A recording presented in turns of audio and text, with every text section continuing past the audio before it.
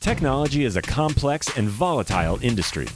That is why it's high time to step up and call bullshit on big tech firms that only spew information that benefits them. This is With Absolute Specificity, the program that's unafraid to shoot from the hip about all things tech and marketing. Get your dose of accurate information with a generous portion of humor right here. Get frank wisdom and plain-spoken facts straight from the source with host Jason A. Wood. You can count on him to bring the harsh yet practical truths to the surface. Get ready for another episode of With Absolute Specificity.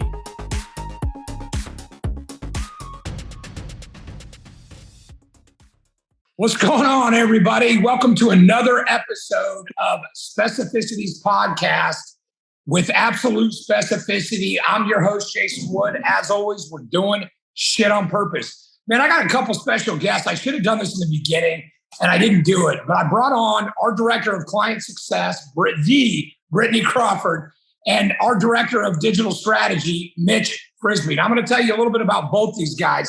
Brittany's been with the company for 5-6 years now. She's been through a couple different technology iterations. That's a really polite way to say she's really sick of my shit. So Brittany's got some great insights on different perspectives. Mitch has been with the company a couple of years. He came on board literally with the new technology. And man, Mitch is 23 years old and already the director of this department because this guy's got data insights that are just dope. And you guys are going to get a feel for that as we move forward. So today, the reason I brought him on is I want to hash out some topical stuff here. And the primary thing I want to talk about is AdTech, right? Because we're getting a lot of questions about this. So AdTech, we define as specificity as any ad-serving platform that uses a back-end software apparatus for targeting. So think Facebook's back-end where you go in and say, I want people of this age and this location, that kind of stuff. Think, Simplify and, LiveRamp and all these others where marketers go in and they build out the audience and then the AdTech platform serves the ads based on the cadence, frequency, and everything else a marketer sets up. The difference with what they do and what we do is dramatically different, guys. And we're going to share a real anecdote with you. They force marketers to build audiences inside that ecosystem so that they can arrive at what we call in our biz addressable audiences. So we can go in the data and create any audience we want, but can we make it addressable? Meaning, can we get the data points and everything needed to make it a mechanically sound audience that can have ads served to it and through these ad tech platforms? And I want to make it clear, we use ad tech. We do. We just don't do the audience build out in their platform because their goal, inherent in their business model, is to create targeting selects that can be used by a very wide swath of people. Their targeting software has to be usable to tens of thousands of marketers, all with different agendas, all with different audiences. So they don't get into the granular level of detail. They don't even try to. And frankly, with the volatility in the data market because of iOS update and some new regulations, they can't. And so that's really what I want to hash out here. What we do at Specificity, and I'm going to turn this over to Britt for her piece, and then we'll bounce it to Mitch for his, is we build these audiences outside of ad tech ecosystems because we know for a fact, for example, Facebook had to delete hundreds of thousands of targeting selects out of their platform post iOS. Well, if you're a marketer using any one of those, guess what's not included in your audience build out? Any one of those hundreds of thousands of selects. We maintain the ability through relationships, APIs, technology to still arrive at addressable audiences while still harnessing all the really granular detail. We had a client, a prospect that we were confident we're going to sign, give us such an opportunity to do this. And I wanted to test what we do, how we do it with ad tech because we were using ad tech versus what we do through Mitch's team. So I tasked these two. Britt, go through our normal channels, through ad tech, through the platforms we use and build out the most granular, detailed audience you can. Mitch, you do the same. And I set them both on that course. Brittany came back a day and a half later because that's when she got the data back from the ad tech platform with an audience. 2 hours later, Mitch came back with a very different audience. So let's share that. Britt, share your experience with the ad tech platform we're using and kind of what you were able to arrive at through that process and what that looks like. Absolutely. So the core at what we do here at Specificity is getting in front of the people that are going to be your most likely conversion, really narrowing that audience so that we're only getting in front of those people that make sense and not wasting any spend. So, of course, we may have success with the audiences delivered from the ad platform, but they're still way too wide for what we do. We get really granular, and Mitch's team does an insane amount of research to look at behaviors, what these people look like, so that we can dial it in. And with ad tech, the audiences are way too wide. We're wasting way too much spend because our clients, we have to have their interest in mind. We're here to make them money, not just waste their ad spend.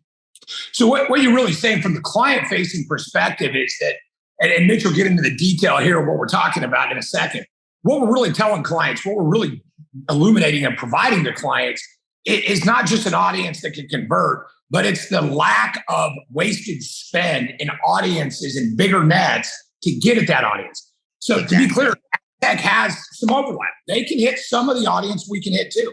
But what they can't do is only hit that audience and stop wasting all that fucking money marketing to people that don't make any damn sense for the business, right? I mean, really, that's what we're talking about, exactly. Right? So in this example, Brittany set out to go find the best selects we could arrive at for a particular client. Mitch was able to not only do it exponentially faster, but got right at it. So I'm going to share the example. Before we hopped on this, I said I wasn't going to, but I think they're going to let us. The client is Mucho. They have a customer loyalty app with a really smart model. They went and built out all the relationships with all of the retailers, big box, local business, everybody, for the retail program, with the understanding that they would then go out and build the consumer audience. Most of these apps go after the consumer audience first. It's a difficult play because they don't have all the opportunity to save the money, these loyalty programs out of the gate. And so then retailers come out. It's just a slower process. These guys are well capitalized. They built it right.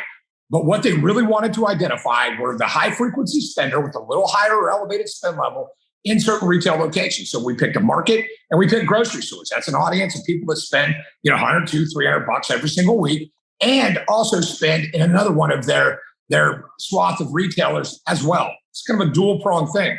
So Brittany, share with the audience what you were able to get through that process with AdTech selects. And then Mitch, right after that, share with our audience what you were able to do.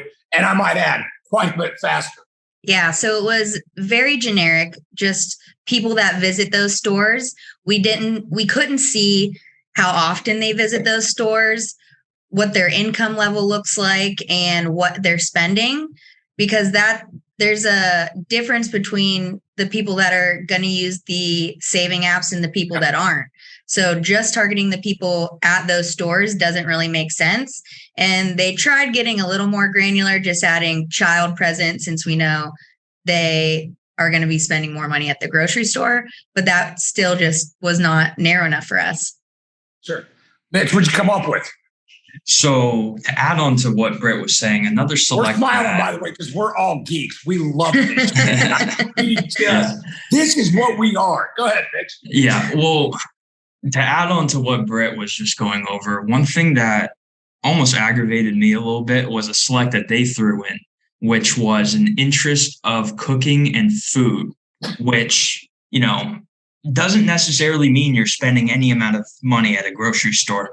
So we were able to pull all the foot traffic from these given retailers and then layer selects indicating that they're the highest frequency spenders at those locations, as well as looking at some of the household composition, being the head of household, specifically female, that has, a number of kids at the household, meaning that she's frequently going to those either Giant Eagles or the Target and spending money on her and her family.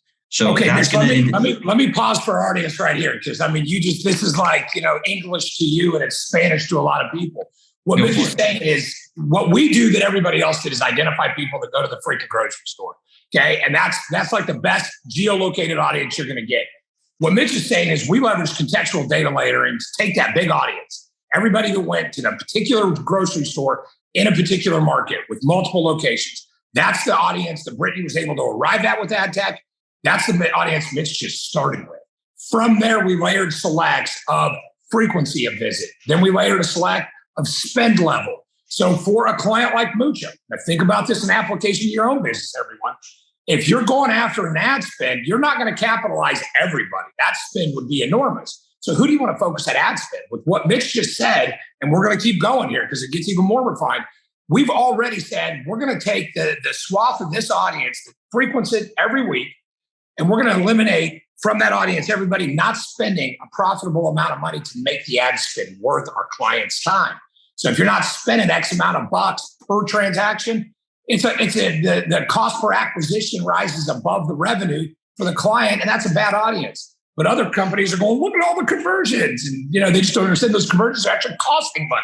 So anyway, Mitch, that's I'm sorry to interrupt, but I just, you speak this language so well. I want to make sure everybody listening understands the application here. So keep going, Bob. Right. Thank you for making me step back because I am speaking another language and I start going off on a tangent.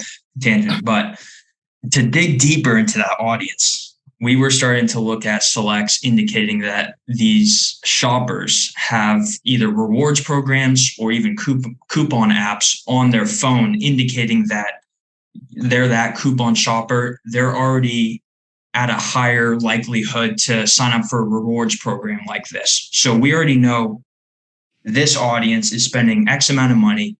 They are coupon shoppers and they're coming into these locations with frequency. With all of that said, we've already layered out an audience that has got such a higher likelihood to convert. We had another element to this, that this particular client, if they could have it, it would be a great opportunity, which is people that are also visiting a very specific other retailer where they can save money to even further penetrate that audience. Let's talk about what we did there. So we looked at that audience that we were just talking about a minute ago. Also from that, who's going to the Target in the area? Because they can use this app at both locations for Giant Eagle or Target. Edit all the me asking Mitch out. I'm just going to do this. Okay. So we got at that audience, and that obviously is a hell of a lot better conversion audience. But another thing that we knew would benefit the client, and the client knew would benefit them if it was possible, was can we take this audience of people going to a specific grocery store, spending a certain amount of money with frequency, technology adopters, use other discount apps and rewards program. I mean, nobody else can arrive at that audience, but we added some more to it because they have other retailers. And in this particular case, they thought the client wants to, can we do Target? Yeah. So this is what that does. This not only aggregates an audience that's doing both, but it provides conversion opportunity for both audience. If you don't get them the week they're going to the grocery store earlier in that week, but you can get them going to Target, it's still the same download. Now the messaging shifts to frequency of use of the app. And that's a lot less expensive campaign. That can be done with cookie-based stuff and all kinds of other things that are a lot less expensive than conquest marketing. So Mitch's team went out and said, okay, we've got this great audience. And guys, that's always the word with us. And what else can we figure out? And they go to Target.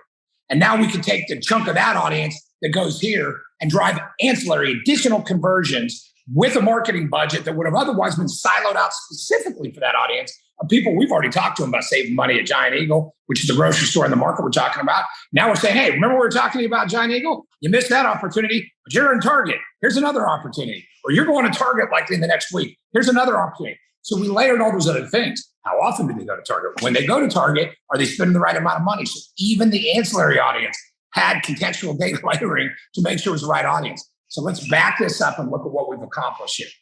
We've taken a marketing campaign that's a mass consumer product in most companies' eyes. In most marketers' eyes, they want people that are demographically situated to be amenable to the messaging of getting a discount, saving money.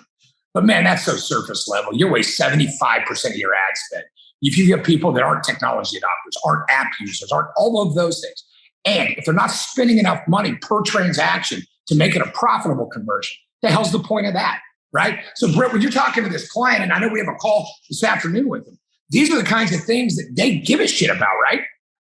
Absolutely. So it's what's best about our team that you don't get with just building the audiences in a AdTech platform is what our strategy team does to understand the audience we're going after. And that's so valuable to the client.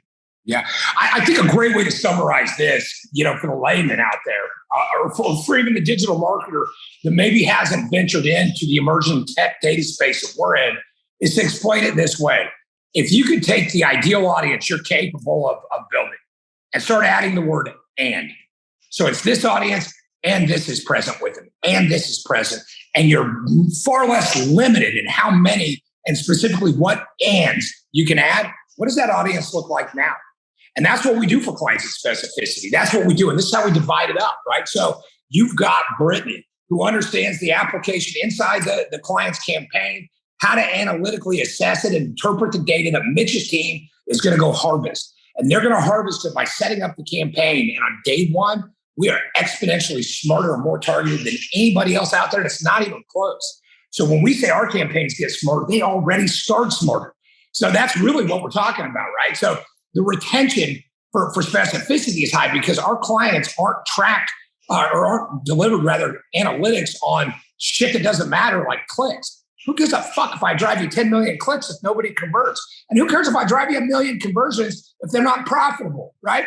So Mitch, talk about the analytics, man, the kind of things we pay attention to. And Brittany, chime in where you want on the kind of things you're interpreting from those analytics. So analytic-wise on this campaign, we're going to be looking at, of course, the app downloads, and we're going to be able to segment out these different types of audiences within this larger audience and say, okay, this smaller segment is converting at this rate. And we can take that information and kind of layer it over the rest of the campaign, making it smarter all around. We could shift budget if we need to with what's performing the best to get the best results for the client. So basically what we're doing is we're taking an audience already more narrowly defined and segmenting that audience further. And we're looking at things like conversion rates within certain segments. And to Brittany's point, if you've got segments that you know are all converting, they're going to convert at different levels. And depending on the ad spend level, it makes sense a lot of times to move that money to the very highest conversion audience because there's not enough marketing capital in the campaign to spread it across and saturate the top tier. That's usually how clients start out with this, is to have us get at that top level cream of the crop and then start to socialize it throughout all of the segments, because there is a point of diminishing return. But very often when clients start, there's a lot of room to grow where those ROI numbers are incredibly robust up to certain budget amounts. And, Brittany, talk about that point of diminishing return that we share with clients to make sure that they're not spending money on duplicative, ad serving to segments that aren't going to convert at certain frequencies. And right, absolutely. So since we go after such narrow, specific audiences for our clients, the audience isn't infinite there. There reaches a point where this is the entire audience. If we spend any more money over this, we're just wasting your spend and we're not going to do that. So if you say, I'd like to spend $20K a month, but our audience only reaches up to a certain amount, we're the advocate for your campaign to have that positive ROI. So we're not going to go over that top spend amount because there's just no point. Well, the ROI diminishes, exactly. And guys, just so we're clear, that doesn't mean we're done for you. With our new brand intel product, we can take those secondary and tertiary bands of consumers that will in the future arrive in that core audience and start delivering some branding messaging. But we do it a little different because we lower the frequency. We have a specific cadence. It's a lot less expensive with us to capitalize a branding audience and more targeted. We'll get into that on the next one. Listen, and guys, different messaging. Thanks for jumping on this the podcast with us today. Thanks for having us. Yeah, so we got to go because if we don't, Mitch is going to kill us because he's starving. Hold on, Jason. Before you wrap it up, you made a mention to this one piece earlier, and I think it would be very good to touch up on that, the velocity at which we can get these audiences back to the client. Tell me why that's important. Well, it's important because with opportunity comes timing. And if your timing is off, the opportunity diminishes. That's the bottom line. If you're looking at a seasonal business, if you're looking at a business where it's tied to like an acquisition of some kind, if you're in the home services market and you're selling a product that really converts well in an audience, for example, Mitch, that recently bought a house, and that's one of the selects. Every day that you don't get that audience and get that campaign deployed, you're losing out because your competitors are lucking out. Now, they're not as efficient and profitable, but they're hitting some of that audience, man. And so you're losing out. Or consumers are taking it upon themselves to go find a product. Look, the bottom line is for us, timing matters because you can do one of two things with digital spend today. You can wait and become part of a search audience. Okay, that's fine. You can be a Me Too. You can display your company, juxtapose 25 competitors by doing a PPC campaign with Google. Or you can do predictive audience build out outside of the ad tech ecosystem and start selling to people before they pull up Google and start searching. And the smarter play and the higher conversion rates is when you can hit the timing with the right product and drill it to the right audience. That's where your conversions explode. So to your point, Mitch, velocity, it's not important, man. It's mission critical to correlated ROI. Guys, thanks a lot, man. We're going to do this again. I think I'm going to make this a fixture with our podcast with absolute specificity moving forward. I think it's a good idea that we hash this shit out. We'll start bringing in some other members of the team. We'll start talking about our product categories, right? Like brand intel. What's that like for the branding market? You know, we've got the home services product services. We've got event blueprint for trade shows and all of that. And I think it's a very useful, informative exercise to go down into these deep dives for people so they understand. Now, we're not out here selling the same shit different day, just tweaking a little different with a prettier logo. Guys, we've got different technology. We've got a different approach, and it's all infused right here in Specificity. So listen, stay tuned for the next one. And as always, man, we hope you have a kick-ass week, everybody. Thanks for joining us today.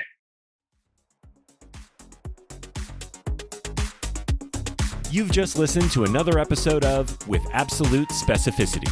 Stay updated on big tech with insights from industry thought leaders. What are you waiting for? Catch more episodes by visiting the website at www.specificityinc.com. And don't forget to subscribe so you don't miss out on future releases.